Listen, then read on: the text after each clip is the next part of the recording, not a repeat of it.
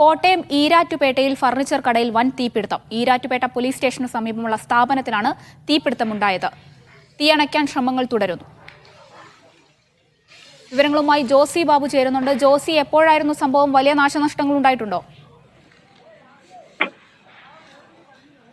ഷഹാന, 11 മണിയോടുകൂടിയാണ് ഈ സംഭവം ഉണ്ടായത്. ഇപ്പോഴും തീ പൂർണ്ണമായും അണയ്ക്കാൻ സാധിച്ചിട്ടില്ല. ഈരാറ്റുപേട്ട പോലീസ് സ്റ്റേഷന് സമീപം പ്രവർത്തിക്കുന്ന പഴയ ഫർണിച്ചർ ഉരുപ്പടികൾ വിൽക്കുന്ന സ്ഥാപനത്തിലാണ് ഇപ്പോൾ തീപിടുത്തം ഉണ്ടായത്. തീപിടുത്തം പ്രദേശത്താകെ വ്യാപിക്കുകയും സമീപ പ്രദേശങ്ങളിലെ മരങ്ങൾ ഉൾപ്പെടെയും കത്തി നശിക്കുകയും ചെയ്തു.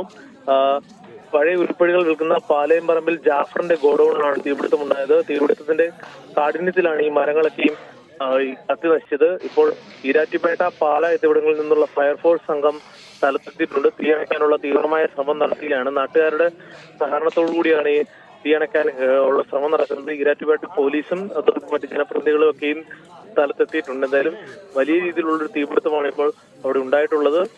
ഷോർട്ട് സർക്യൂട്ടാണ് ഈ തീപിടുത്തത്തിന് കാരണമെന്നാണ് പ്രാഥമികമായി വിലയിരുത്തുന്നത്. കോട്ടയം ഈരാറ്റുപേട്ടയിലാണ് ഫർണിച്ചർ കടയിൽ തീപിടുത്തമുണ്ടായിരിക്കുന്നത്. തീയണയ്ക്കാനുള്ള ശ്രമം തുടരുകയാണ്.